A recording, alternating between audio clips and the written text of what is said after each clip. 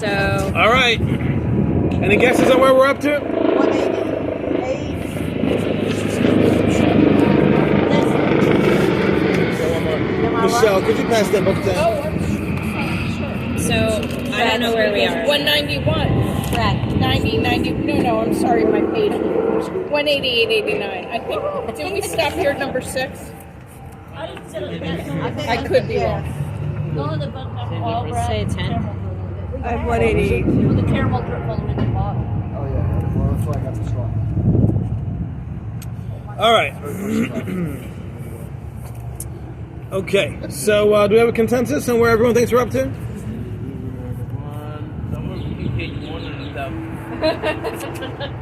I need to. Thank you. Thank Day you. and night in the role of sleep, I think is where we are. Wow. Reading ahead too. Well, no, we just not. I think we just finished. Yeah, we're up to 188. 188. All right. Just talk about the Gemara Megillah, about Mosleys and the Mosley puzzle. Yes, we did. All right, so let's just do a quick recap here of what we had discussed. So basically, just in case anyone wasn't here last week, not saying any names half the class. What? Oh, really? Is that many people missing? Oops. No, we have new participants. Oh, well, I had an excuse. Welcome, Janie. Welcome, Amanda. Welcome, entire Prince family. Yay! Yeah, we got a lot of new people here. Before. Some of them, yes. One of them came by proxy. Yes. Okay. So just to recap, basically, what we've been talking about is how the neshama functions within the person and exactly what it does. So we said that the neshama is split into 5 main components, kind of 5 categories of parts. Now that could be hundreds of parts, but they're in 5 main categories. They are called the highest being the Yechida, then going down we have the Chaya, the Neshama, the Ruach, and the Nefesh. So the lowest level of the Neshama itself is called the Nefesh. Now we said that Nefesh is called the higher Nefesh, even though again it's the lowest part of the Neshama, and that Nefesh connects to what's called the lower Nefesh. The lower Nefesh is the life force that exists within all living creatures, animals and humans and everything. That's the life force that's more of a physical thing. And that connects to the blood, and that's how everything lives. So we said that the neshama, in its higher parts, are able to connect to we might want to consider going inside. Yeah, maybe. Is able to connect to the spiritual worlds and realms, and is able to experience certain spiritual things that the rest of the neshama is not able to experience. And we said that there are times, rare times, but there are times where a person might actually sense that there's something else going on, and that sense might come from their higher neshama sensing something in the spiritual realms, and that not getting fully transmitted down to their mind. And we gave the example of the prophecy that was seen by Daniel. And while Daniel saw the entire prophecy, the other prophets nearby, Haggai, Zechariah, and Malachi, they did not actually see the prophecy, and yet they were scared by it, and they ran away. They didn't know what they were being scared of. They couldn't place it. But the Gemara tells us that what happened was that their mazel, or as we're calling here, describing it as their higher level of their neshama, sensed the prophecy, but it didn't make it down into their mind. It didn't make it down through all the levels, and therefore they had that fright, but they didn't really see the prophecy with their mind. So that's what we discussed last week.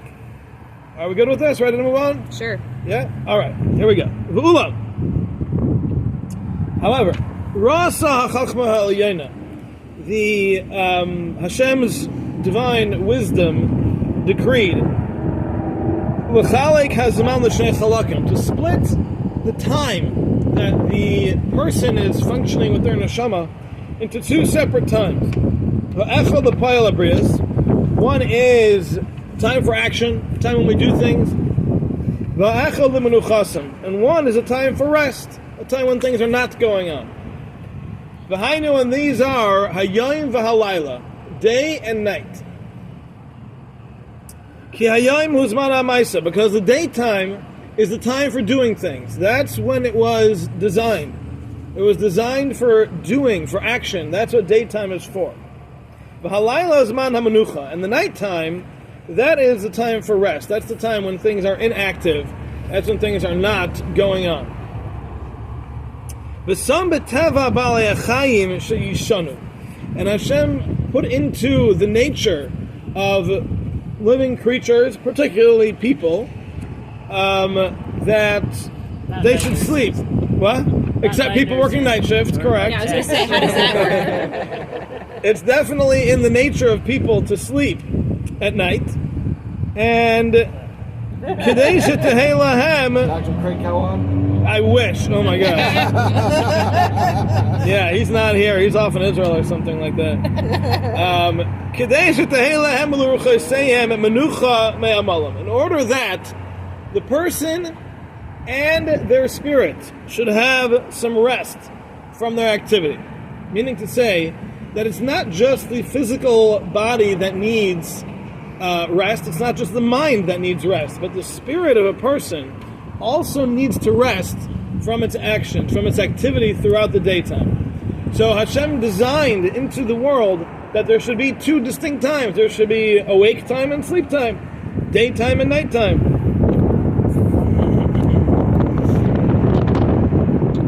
Isn't it also that human beings are out and about during the day, and there's like always little mentions of the animals that they come out at night, and that is like the separation of humans and animals. I'm not familiar. They talk about the animals come out and prowl at night, and that is the time that man should be involved. I'm not remembering. Okay. Not remembering. All right. So the idea is that there is. Now he says that there are these two times, and the daytime is predominantly for action, and the nighttime is predominantly for rest. And he says, "V'aisa hazman yachlif mitzius miyusam kayach." And during this nighttime, during this resting time, is when there can be a rejuvenation. There can be a new sense of energy because of that rest. Through the entire body and spirit. And are able to start over with renewed strength to their work, as it did in the beginning. So what he's saying is that the world was created with a nature, so to speak, a design of there being a time for activity and a time for inactivity. And the purpose of the time of inactivity is in order to rejuvenate, in order to renew the strength that is needed to continue on.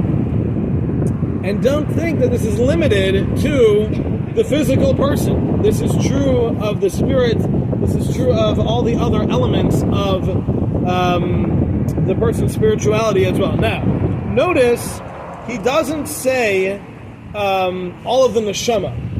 He says all of the parts of the nefesh. Okay? So he doesn't say that the neshama is necessarily at rest. So we're going to have to get into that a little bit more as we continue here. But the body and the nefesh are certainly resting. The neshama, not necessarily so. Okay? When you're talking about nefesh, you're talking about tachton or elyon? He mentioned the ruchoseihem. So the ruach is certainly a part of the neshama, not just the tachton. So at least part of the neshama is resting, but part of the neshama, it seems, is not resting. And we'll have to see that. So now, let's just understand, this concept is built into the nature of the world. Right? That's what Shabbos is. Shabbos is the idea that just like a person needs to have a rest every day, there also needs to be a day within the week. And the same is true of Shemitah. Shemitah is once every 7 years. The land needs to rest, right? So it's not just a human characteristic that there needs to be this rest. This is true of the entirety of creation. There is built in this system of active time and inactive time. And the purpose of the inactive time is to rejuvenate. Now, there was a time at which Napoleon wanted to try to change this. And Napoleon understood that having a 10-day work week would be much more productive, even though you would have a longer break. In other words, his vision was to have 10-day work weeks and then a Mardi Gras, in which you'd end up with the same number of working days and off days, but it was going to be more connected. In other words, you'd have 10 days working with a 2-day weekend, and just have less of them in the month. Basically, that was the system. And his thinking was that the more consecutive work days, the more productive people will be. And there is truth to that, but there's also truth to what we're learning over here, that the nature of the design of the world is such that it needs a break once a week, and it needs a break once a day. And to try to push it beyond that is on a large scale is not going to work. Can you push yourself one night and skip sleep for a night? Yeah, you can. Can you push yourself through one Shabbos and really work hard and still make it through the next week? Yeah, you can. Sucks though. But it's not going to work long term. It's not going to work. Certainly not going to work on a global or national level even. So his plan failed. His plan failed not because he didn't have the power to make people work then. It was because the nature of people was not designed to be able to continue working for 10 days in a row. It didn't work. It fell apart. So that's really what we're describing over here, that Hashem built into the design of man and animal as well, and really the whole world, that there has to be this active time and inactive time, and that takes place incrementally. Okay? Yes, we're good? So, one question is then the seasons. Seasons. There's some times of the year when you have more rest and less rest. Yeah. So is that indicative of the person as well during that time? Or is that, I guess, how do you balance that? Okay, so you're asking, well, how do the seasons work in which we have some days that are longer and some days that are shorter? Obviously in the winter, the daylight is much less of the day than in the summer where it's much longer. So he doesn't address it here, at least. But I will say that I believe it's Rabbeinu Gershom on the Gemara says that there was a holiday, and one of the reasons for the holiday is because the Kohanim would finish harvesting all the wood that they needed for the Mizbeach. So on the altar we had wood that was used daily, obviously, every day, and they had to have special wood that was used for it, cut into these cubes, these 1 amma cubes, and that's what was used. And during part of the year, that was harvested. The rest of the year, they had the stock. So this holiday was created when they finished that harvest, and they had it all ready. Who cares? So he explains, because the nighttime is the time when we're able to focus, because we're not busy with all the things that we're busy with during our day. And what they were celebrating was that that's the time of year when it starts shifting and the nights start getting longer. And they were celebrating the fact that they now had less needs during the day, and they were able to spend more of their time focused on Torah and spirituality during the nights. So meaning to say that there is a concept of taking advantage of the inactivity that's not just sleeping. It's not saying here that at sunset everybody should go to sleep and wake up at sunrise, right? So the idea is that nighttime, which is a time of inactivity, can still be beneficial for other elements that you couldn't do during the day. So like the Rambam says, that a person should never waste even a single night, because the nighttime is a time when a person can grasp things better than they can during the day, because during the day you're preoccupied. You've got other responsibilities. You've got things you've got to be doing, because that's a time of activity. But at night is a time when you can think, you can focus, you can just sit and focus on spiritual matters. So part of this design seems to be that, yes, there has to be a part of the year in which we're more active in our physical activity during the day, our day job, so to speak. But then there's also a part of the year that we can spend more of our time focusing on our thought, on our minds, on our spiritual growth, and that's what the other half of the year is for. So I think that's the balance that's being drawn there as well. But keep in mind, that whole concept only began after the flood. Before the flood, there were no seasons, and presumably the days and nights were equal. No, seasons only began after the flood. How does that make Before sense? that, there were no seasons. The earth tilted on its axis by the flood, and before then, there were no seasons. It was the same all year round. I already compared it to LA. So wait, was To it? LA? I was gonna say, was it like Larry says always just like spring? before the Was it always Bible. summer? Now I remember. Larry said just like before the Bible, everything was always good. Like in San Diego. Because the Bible. I mean, it You gets go cold to in LA, San you Diego. go to California, everything's always good because Yeah. the Bible. That's right. Okay, yeah, so that's how I understand the balance there in the seasons. Okay, good? Alright, let's move on. I was stepping on it, so I forgot. You see a vahine? What does that mean? Okay. I can't be. Vahine! Yeah, I know this is my idea. Yes. So who voted for Starbucks, by the way? I did, but I wasn't thinking that Okay, it was going to be. okay. Just saying. And given the opportunity, I do it again. Yeah, I mean, I'm happy. All right, everybody I'm wants to happy. thank Brad. Thank him later. All right, vahine. Hi. Hi. V'yais ha'adam yashin. When a person is sleeping, kaychaisav nachais, his strengths, meaning all of his abilities, they rest. V'hargashaisav shketais, his feelings are also they're not active. V'haskalasai gamkein nacha v'shaketes, and his intellect, his wisdom, is also resting and inactive. Rak hadimyon levadoi yifal v'yelach. It's just the imagination that continues to function while a person is sleeping. So a person is not thinking per se, their intellect is not functioning then, and their senses are primarily shut down for the most part, but their imagination is still running. The mind is still functioning, just not intellectually, not the wisdom that's functioning. But isn't that what our dreams are? Our dreams are what we. Hold on, we'll get there. Ruderman used to keep a notebook next to his bed. And he would wake up randomly in the middle of the night and write down something he just All right, well, let's see about that. So he says, V'idameh v'yitzayer in yanim kefi ma sheyizdamnu lo. So this imagination is coming up with things that are coming to it. It's creating pictures, it's creating scenes, it's thinking, so to speak. It's not actually thinking, right? But it's drawing pictures, it's drawing scenes.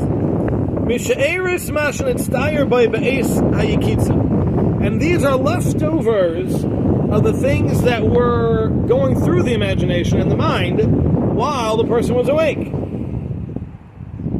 Ooh, and in addition,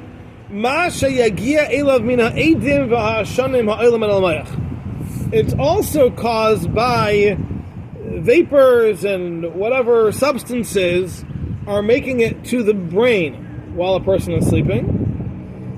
Or from the natural liquids, fluids that go to the brain. Or perhaps from the things that a person eats. And this is the idea of dreams.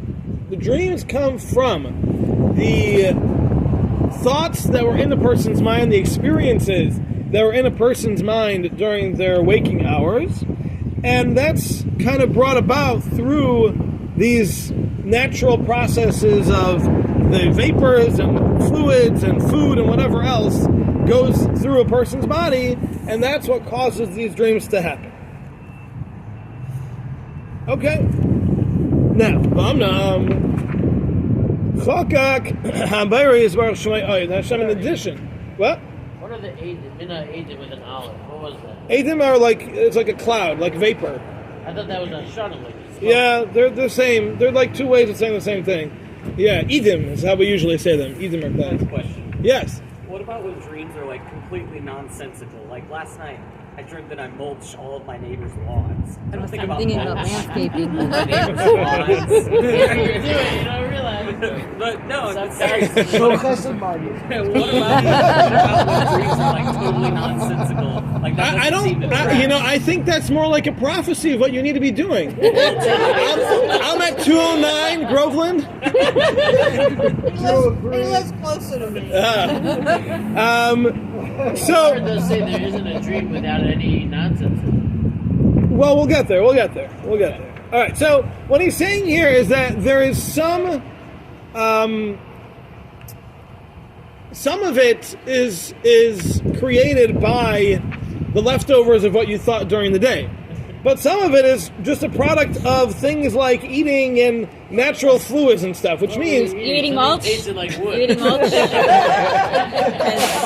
Mushrooms. The bedpost. So what were you drinking is the question. Maybe it's the vapor. Right, so it seems like from what he's saying over here, that not all of it is a product of the mind and the mind's experiences, but some of it is purely physical. Some of it's purely physical, not related to the mind at all. So if that's the case, that means you're not dealing with necessarily something that was related to what you were thinking. And it also doesn't have to be from that day. He didn't say anywhere that it has to be that day. So I have no reason to think that it couldn't be from last year or a previous lifetime for all we know. You know, it's not necessarily one day storage and that's it. You know? That's how it is. Okay, so V'amnam. Somebody drink. Fine. Thank you. I forget. It's a l'chaim on mine. Mayim l'chaim. All right. Who's got water? Nope. Wasted V'amnam. l'chaim. Much better. However, Chaka Kabar Yisbarach Shemai Oid. Hashem additionally set up Sha'nefesh al Yana Shezacharnu, that this higher nefesh that we've been describing, Tinotek Kitsas Ba'ise Hazman Mikishra Gufanim, should be removed somewhat from the body during this time of sleep. Okay? So we said, obviously, part of the nefesh stays within the person, but part of it is being detached. And v'chalokim mimena, and part of it, the hainu, specifically referring to ad haruach, so until the ruach, which means the yechida and the chaya and the neshama, those three elements, those three parts of the neshama, those three you misalim umisnatkim min aguf. They arise, they go up, and they are detached from the body. V'rak hachelek ha'echad shu ha'nefesh yeh menefesh ha'tachtona. And it's only the bottom level. It's just that bottom level of the neshama called the nefesh. That's the only part that remains with the person while he is asleep. Are we missing one? Wait a second. Say that I again. know how to ruach. Meaning ruach, neshama, chaya, yechida all go up. Nefesh stays down. All right, so the bottom one stays down. The top four go up. Is that correlated to when they say that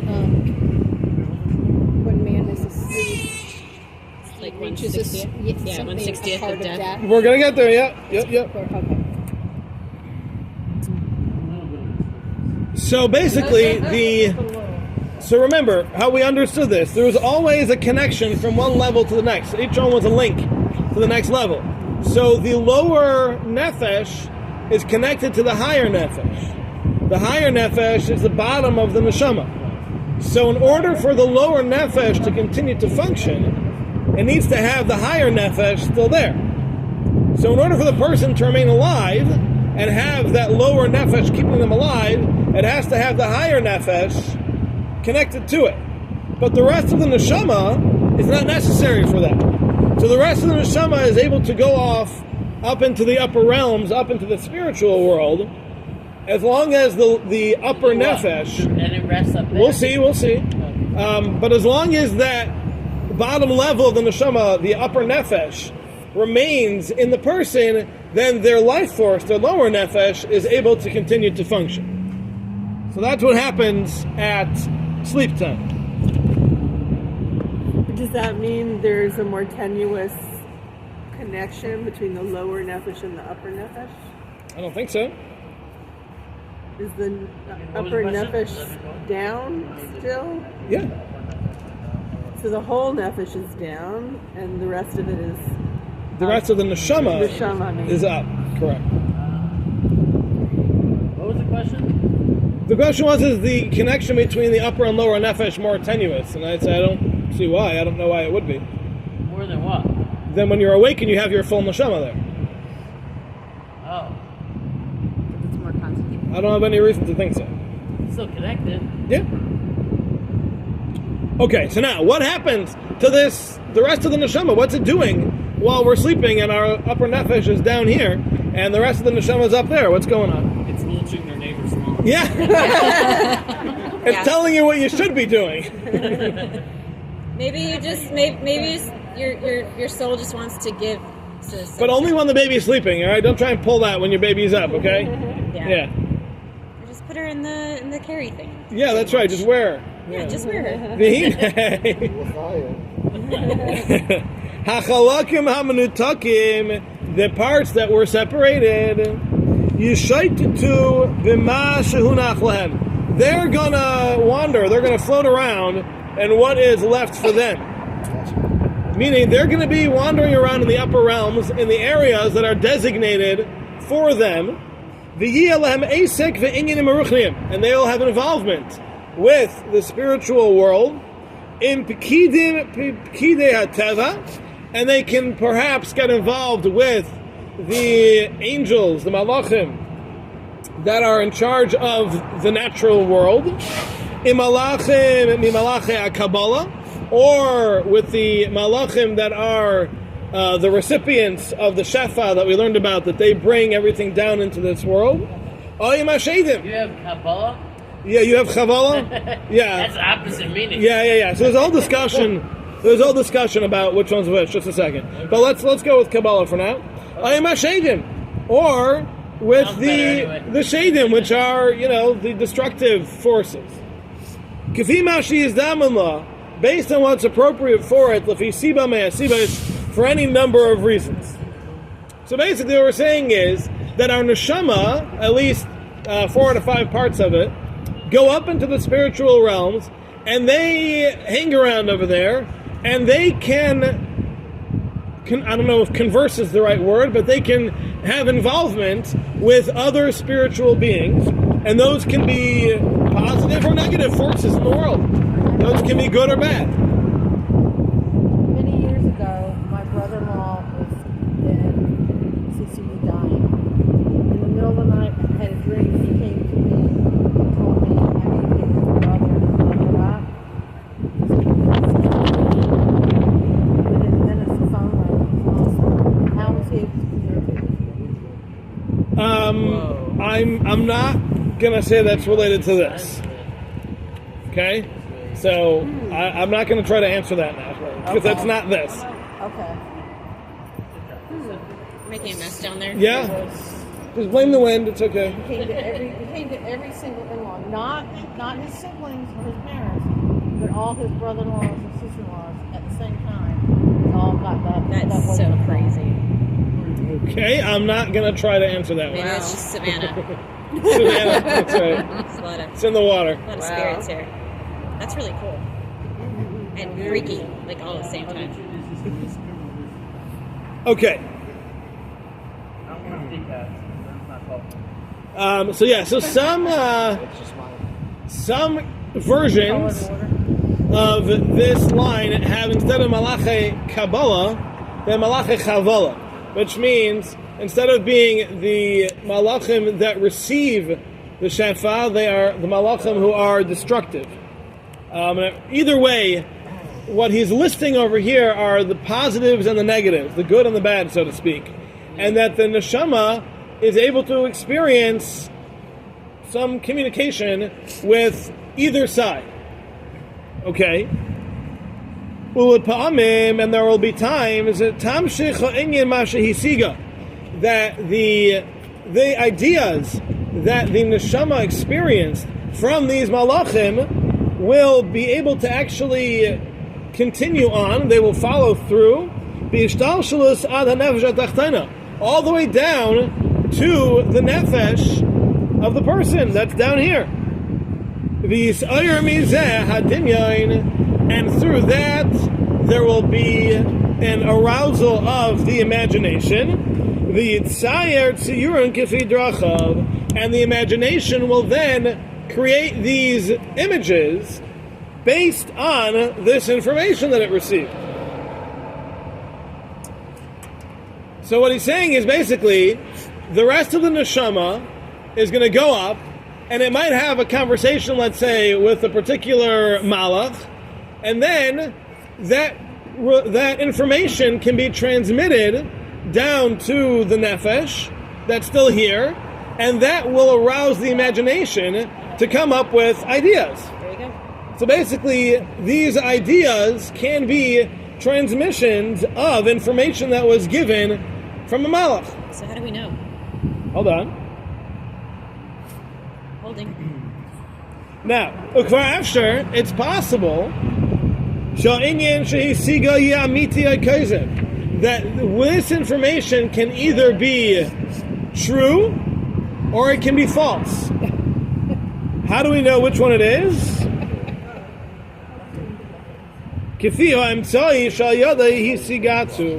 It all depends on how it got there. It depends who the medium was. It depends which malach was the one that gave that information. So basically what Ramchal is saying here is that if the conversation that the neshama had was with a good malach, that's going to mean that there is accurate information that's being given in this dream. If the information was given by a bad malach, then that means that the information that was given was false. So if you're not sure if your dream is accurate or not, just figure out which malach gave you the information and you got it. How do you figure that out? Oh. Yeah, ask your That tells rabbi. everything. I did! Just spell it out. You gotta be listening. You gotta ask him. Then if it doesn't want you to know, it's Again, the wrong man. what he said was that true information comes from a good malach. False information comes from a bad malach. So, in order to know if your dream is true or not, you have to figure out which malach gave you that information. He's not telling you how to do that. They're not bad malachim. I mean, They're destructive. well, not malachim though. Yeah. Those are shit. Well, there's two options. If you have the text of Malachi Chavala, those are the destructive malachim. Yes. Okay. If you have Malachi Kabbalah, then those are good malachim, and the shadim are the bad ones. In the Malachi Asharis? Malachi Asharis are none of the above. Okay.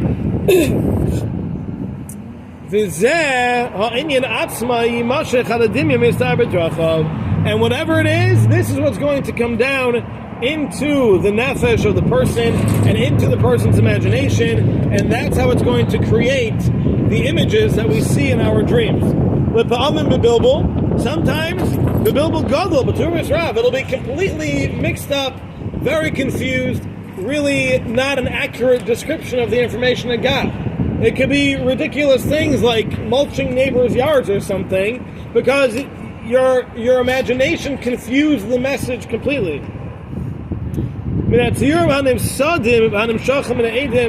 because it got mixed up with all the other images that are just products of the vapors and the natural processes of eating and whatever else.